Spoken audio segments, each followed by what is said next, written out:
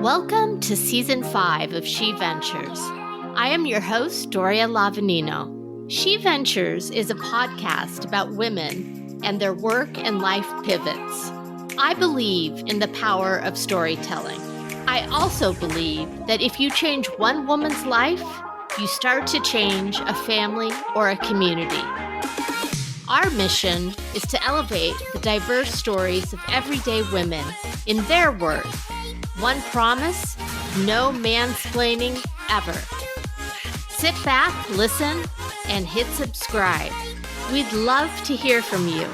You can find us at sheventurespodcast.com.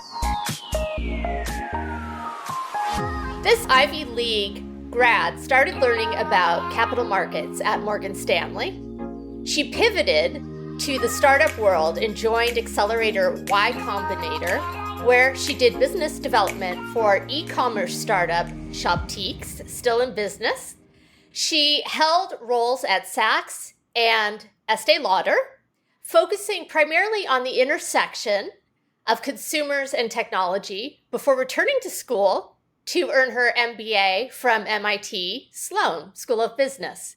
From there, she entered the world of venture capital, most recently as the principal for VamosVentures, where she is focused on funding more Latinx entrepreneurs. Ashley Aydin, welcome to She Ventures. Thank you so much for having me. It is great to have you. I would love to talk about your experience as a first-generation American and how that has impacted you. My father immigrated from Turkey in his early 20s, and my mother's, traditional Brooklyn girl. Both of them never went to college.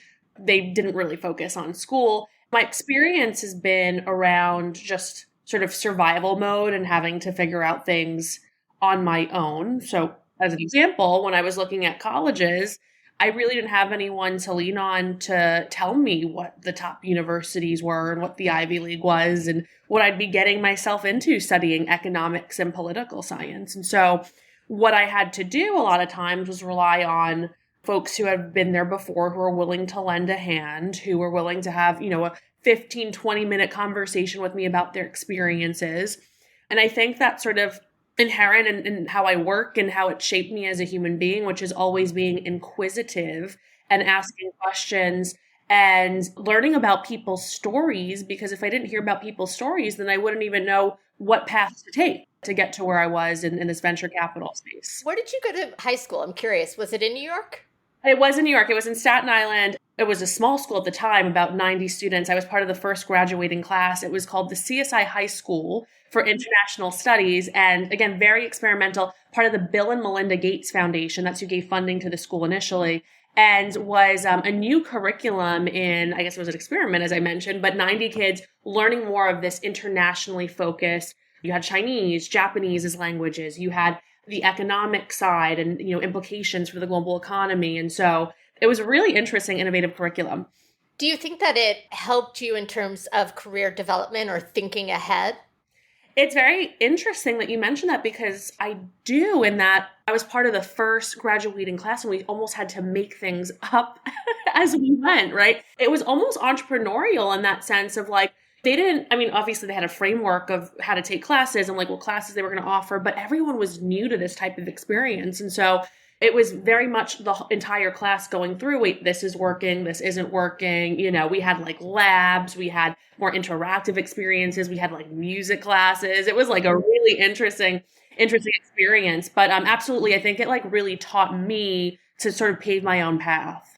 So important in life, rather than waiting for someone to pave that path for you, which you could be waiting a long time, right? By the way, you mentioned Turkey. Is everyone in your family, extended family, okay?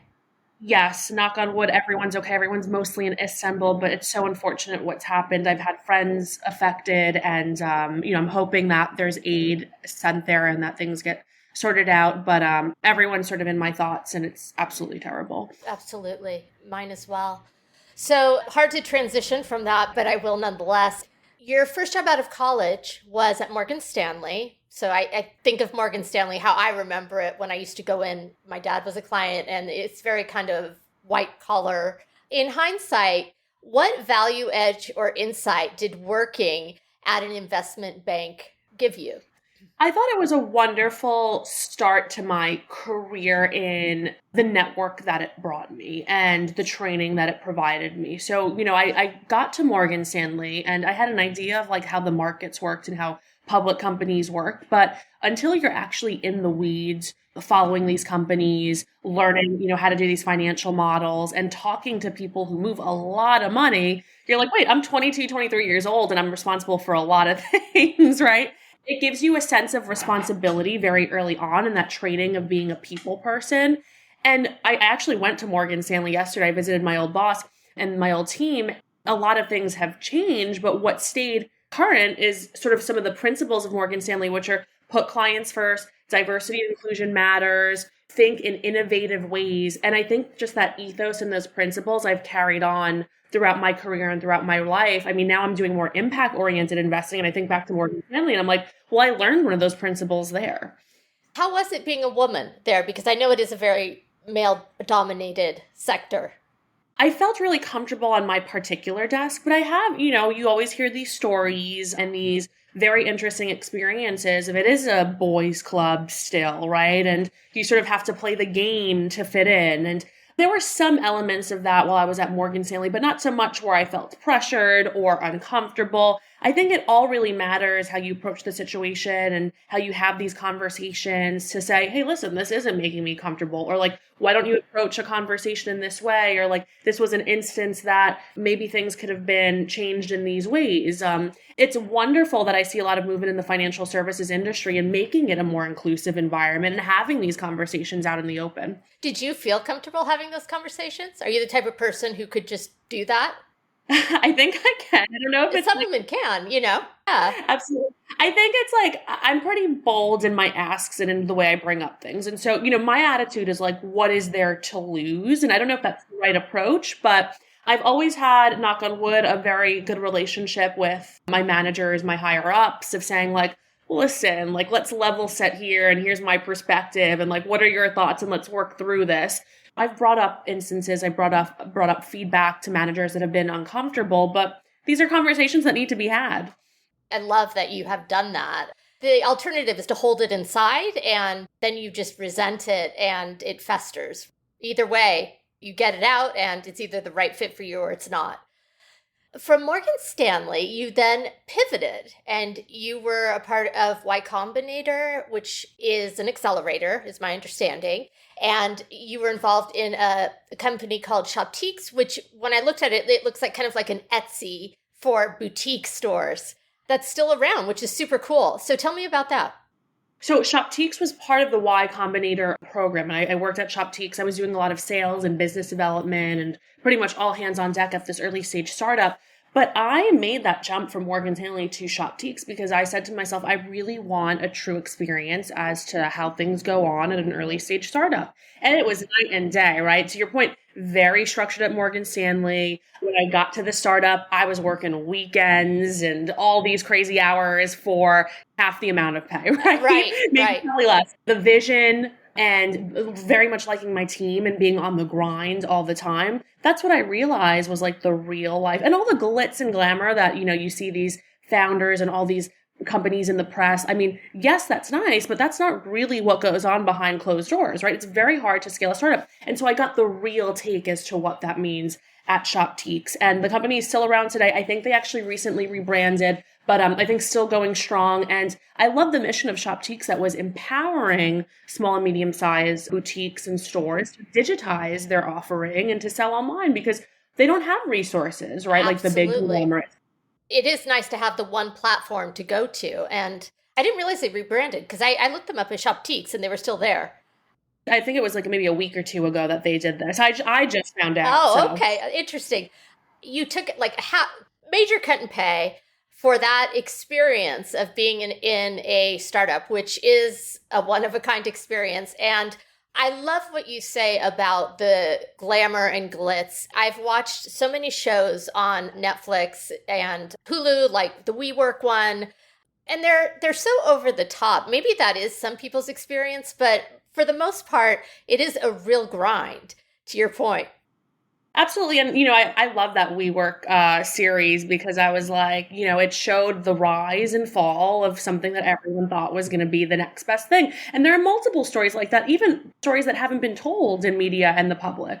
It's nice to see that there's so much more behind the founder. It's the team, it's the investors, it's the business model, it's the culture of these companies that really make things work and click, right? I think some of the best companies of our time just have amazing leaders who know how to sell folks on the vision, but even more so know how to hire the right people and bring people together around this vision that can build and scale and that they can execute and make it into a hopefully huge impact oriented company. Can you share a few of the key takeaways that you learned when you were working at an early stage company? And how did it help you as a venture capitalist today? Number one is culture. That may sound fluffy, but I think it's true. If you have a founder that is building culture that's inclusive, that respects, employees, that listens to their needs for development and growth as you build and scale, because it's hard as a founder. You're thinking about so many other things, right? Outside of culture, right? But that, does prioritize culture. That's important. The second thing is a viable business model and big market. Do you have a business model that can scale in a quick way? Because venture capitalists want to see growth, a lot of growth in a short amount of time. And then to the market point, like, are you building around a huge market that is sticky, that is growing, and that has a lot of tailwind? So those are like the three things that I would say I came out of the startup saying, this is really important now that I'm on the investor side, that I look for in a lot of the companies. And then one thing I forgot is like knowing the consumer, understanding them, being obsessed with them, whether it's a business or an individual consumer like you and I, like just knowing what the priorities are, what the needs are, how much they're willing to pay, all that fun stuff. That is so true. And I think in some ways it's more important even than, not to say that what the venture capitalists that you're pitching, what they think isn't important, but the consumer almost is more important, and you understanding that piece of it. Because I have heard stories of people who pitch 100 VCs and they come back with all these different takes on what their business could be at scale. And it can be really not demoralizing, but confusing, I guess would be the word, right? But if you know your consumer and you know what you're doing, then you can go back and incorporate what is valuable and leave the rest. Absolutely. When I work with our portfolio companies, I do see in them, reassure that everyone's more consumer first and like understanding the consumer and then building and iterating on the product while having that constant feedback loop with what's working and what's not. And that's such a beautiful way to build. Yes, iteration. Totally agree. As if it weren't enough to go to an Ivy League college, you then got your MBA at MIT. I'm curious, how did you make yourself stand out from other applicants? I'm sure you had great test scores, great grades, you had work experience. Was there anything else that you feel made a difference? I never want to take the GRE or GMAT again, so I'm not the best. But what worked with me, I think, in my application is doing a lot of research and soul searching, if you will, on what I wanted out of business school and where I wanted to go. So when I was listing my 5 MBA programs that I wanted to apply to, I had spent the time talking to students in those programs and learning like, well, what makes this program unique? And then doing like almost like a personality fit and match. So for me, going to an MIT was more of, I want to become more, technical and have that orientation to things like AI, machine learning, crypto, like all these things that were coming out of MIT and are still coming out of MIT that the school's at the forefront. I'm very much, when I was doing my applications, realized I've done a lot of really cool things, quirky things, but what's really important to me at this stage in my career and my life is giving back in a very impactful way, meaning like putting dollars and allocating dollars behind diverse founders. Because I said to myself, there are probably founders like me out there who just don't know how to reach out to venture capitalists, who don't know how to start companies, but have really amazing ideas. That just started weighing on my mind. And when I was doing my applications to all the business schools, that was front and center of like, this is what I'm going to do with this education. And this is how I'm going to make a big impact. And I think a lot of the schools appreciated that. And to your point, you're known for your expertise in technology and health and in making impact investments. Before joining Vamos, you worked at a couple of venture capital funds. Was it initially difficult to find the right fit in terms of the VC community? I would say so. I always sort of had a theme with my VC career in that I'm very consumer oriented. That's just my background, whether it was at Morgan Stanley or at the startup. I've always done consumer investing, meaning marketplaces, e-commerce, but even outside of that, fintech solutions, health and wellness solutions that orient around the consumer, the patient, if you will, right? The buyer. I was trying to find, well, what funds appreciated that perspective. And that's how I joined a Brand Foundry Ventures, a Founders Factory, doing consumer healthcare investing, doing fintech platforms focused on wealth generation and educating consumers around financial wellness. But I think when I met Marcos Gonzalez at VamosVentures, as he was building and eventually closing this Fund 1, it became more apparent to me these crazy numbers that we still have in the VC ecosystem of, Latino and diverse entrepreneurs are getting less than 2% of the venture dollars. 0.5. It's crazy. Exactly. And so I was like, you know what? I'm going to join Marcos and help hopefully move some of these statistics. Bringing us to VamosVentures. So I didn't realize this, but in 2021, they were wanted to raise $25 million. It was a seed fund to help Latinx and diverse founders, and they raised double that amount, $50 million. Incredible market appetite for what you were pitching at the time. And so what do you think it was that really was interesting? I think it was the specialization around Latino and diverse entrepreneurs in this focus. I mean, if you look at some of the demographic trends, the Latino population in particular accounted for 60% of the US population growth between 2005 and 2020, and even more so in the coming years. 30% more entrepreneurial than most demographics, right? We're going to hold a lot of spending power in the next couple of years as well. And so I think, a lot of our partners were tracking these trends and realizing, like investing in this community is going to be and it is really important. And we want to get ahead of the game in supporting a fund like VamosVentures and their focus in these more differentiated, more culturally aware and competent entrepreneurs. What is the average investment that you make? We are mostly seed and Series A fund. And what that means is we're still investing at the earliest stages, but in terms of a check size, it could be anywhere between $500K to $2 million. We can lead rounds, co-lead rounds. We do a lot of healthcare, fintech, future of work, sustainability. Those are our four main areas. What we look for in founders is obviously Latino or diverse founding teams, but even, a step more than that is there some sort of impact orientation to the product and solution, right? Like, for example, in healthcare, are you focused on affordability and access? In sustainability, are you focused on clean supply chain and just a better world? So things like that. Can you give us an example of a few companies that are currently working on those things that really kind of exemplify the action or the impact investing angle? Handspring Health is a mental health company that we invested in last year. What they're building is a hybrid model for children and basically pediatric mental health that is more skills-based versus you see a lot of these mental health companies popping pills all the time, right? And that's sort of the end solution, which, humbly, we don't think is the right way. It's family-oriented, it's skills building, it's development over time. We absolutely love their model, and they're, getting a lot of traction in their respective geographic focus areas. Another company is Sumo Wealth. Sumo Wealth is focused on financial education and building wealth for Latinos. They have a big bet on sort of Latinas and being culturally competent in the content that they produce to this demographic, and hopefully making future millionaires, billionaires, and whatnot. These are the types of companies that we're excited about. And, I could name a bunch more, but hopefully that gives you a good example. Those are great examples. And for our audience, so that they know, as a venture capitalist, where do you raise money from? Who are your investors and who do you have to report to? We raise money from LPs, limited partners. They're basically, I often say they're on our own cap table. They are supporters. They funnel us money. They give us money to then execute and find the best startups, right? A lot of our partners, thankfully, are mission-oriented, impact-oriented, in that they want to see our portfolio. I mean, I think the latest stat was 90% identify as Latinx, 100% diverse. We have 40% women. I want to personally, my mission is to increase that to 50, if not 60%. But these partners want to see that impact and their dollars going to these types of things. And so that's why we came oversubscribed, is that we had very much a lot of early believers in this first fund, and knock on wood, hopefully in the second fund as we go out to raise in this new year. You're going to raise in 2023.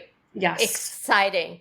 So you're very passionate about the disparity, as you mentioned, of brown and black people that face what they faced as consumers and as founders.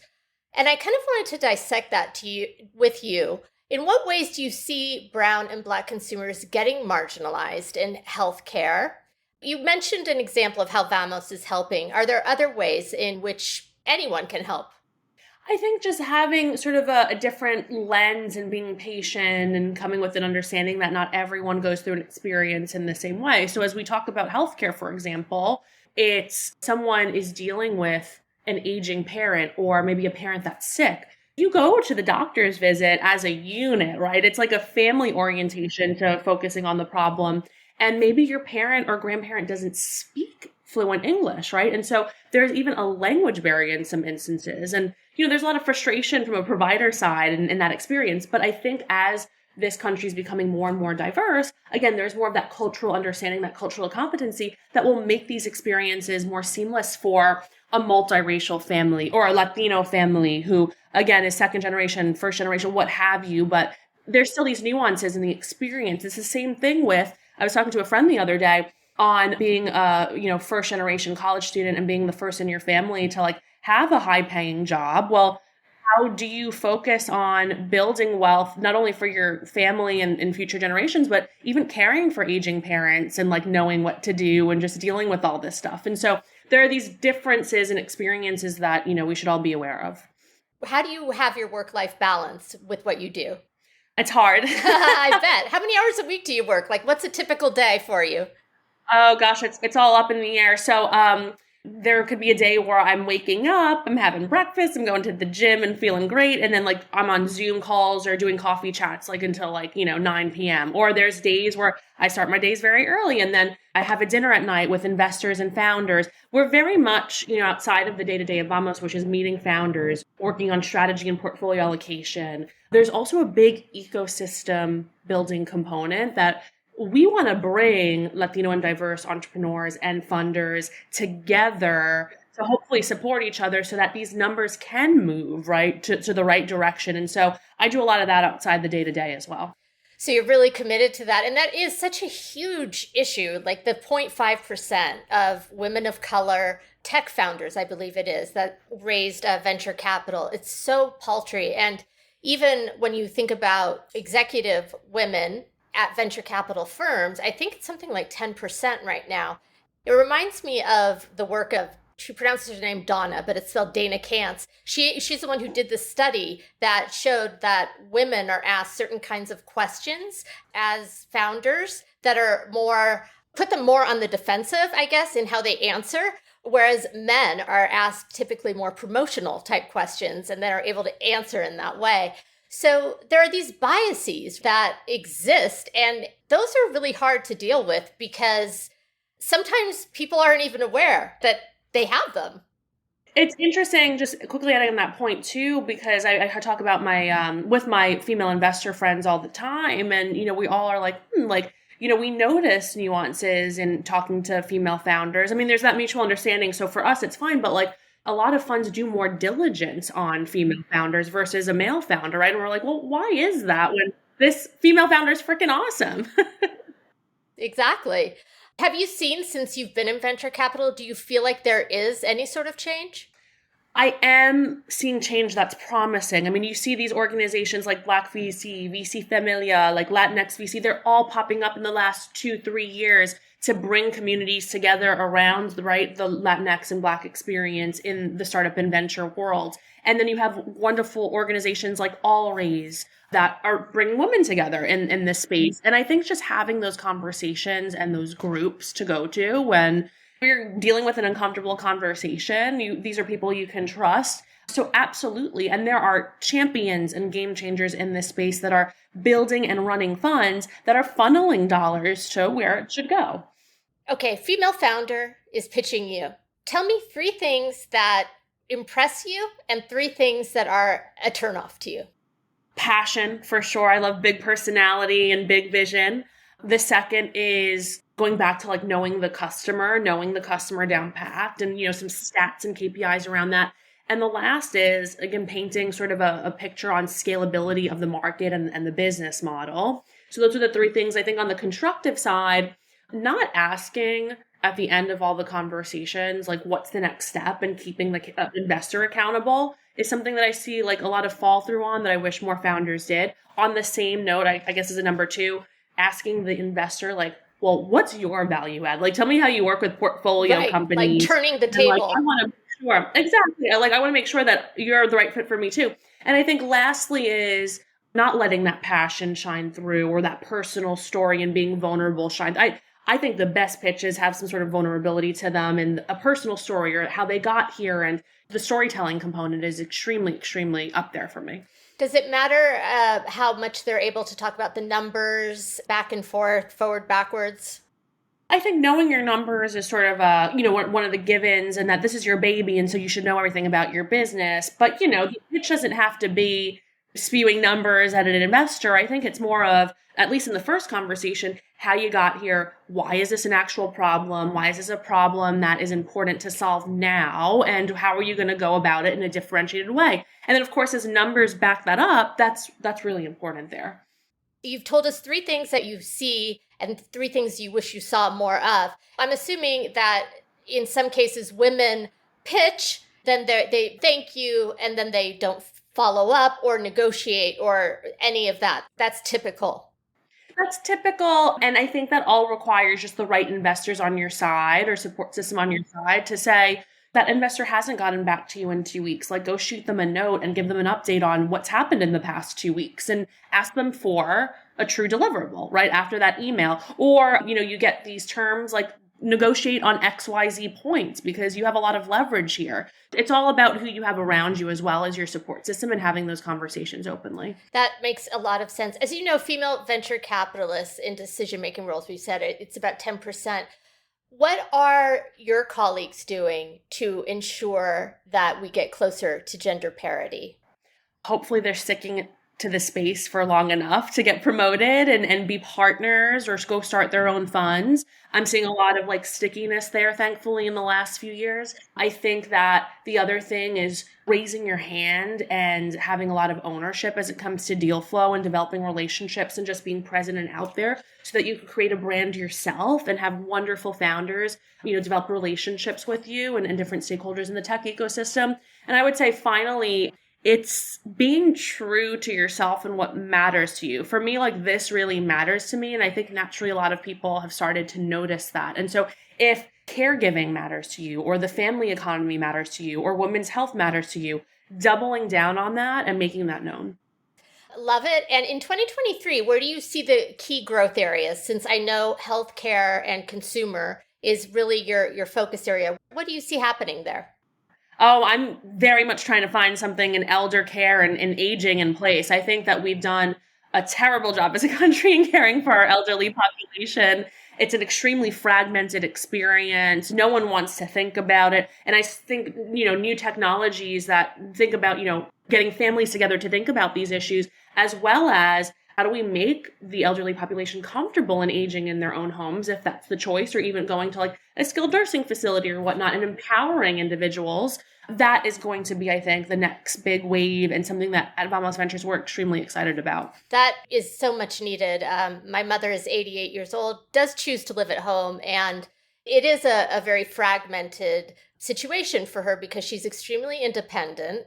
She orders her groceries through Instacart. It's an okay experience and she seems happy, but I think it could be so much better.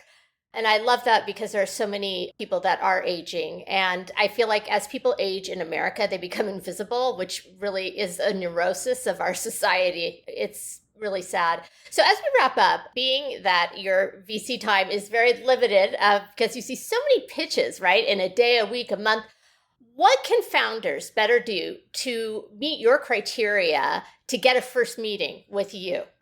I think generally, as you approach investors, like doing research on the investor goes a long way. And so as you're building your, let's call it CRM, or let's say Excel list, what have you, of investors, knowing what they're focused on, what their thesis areas are, what check sizes they write, You don't want to go to an investor that maybe they do early stage investing, but really what that means is like Series A investing and you're a pre-seed company, right?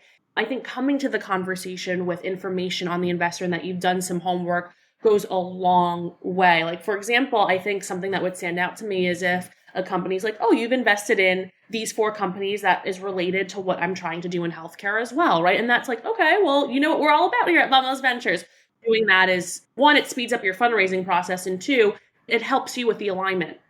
Is there any preference in terms of video, email, pitch deck? No, I wouldn't say so. Like, usually the way that we correspond with founders is through email and then subsequent call or video. But I think just sending information over in an email, a deck, and some bullet points on momentum in your company is completely fine. A lot of investors do ghost people. How do you know? Should you just assume that if you don't hear from an investor, they're not interested? I wouldn't just assume. There's a lot of things in the background happening at funds. For example, the fund could be, dealing with an LP situation, or could be on 3 live deals at the same time, and the process is slower. I would be resilient, persistent in getting answers from the investor. Of course, if you've done all that and haven't heard back in like 2 months, then I'm like, okay, let's carry on. Unfortunately, that might be the experience for a lot of founders. I can tell you at VamosVentures, we always get back to everyone, whether it's a yes or no, and we provide hopefully, helpful resources. But be persistent and try to get that answer. And I'd say, after a month, if you don't hear back, then just move on. Move on. Persistence is something that I really see in you. You said hard work. I really admire what you're doing in the space. How can people find out more about you and VamosVentures?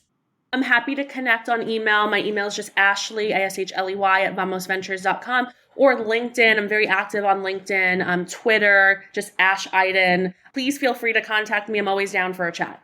Awesome. Thank you so much for coming on today. Thank you for having me. You've been listening to She Ventures. Like what you heard? You can find us wherever you get your podcasts. Be sure to subscribe and sign up for our newsletter so you never miss a show.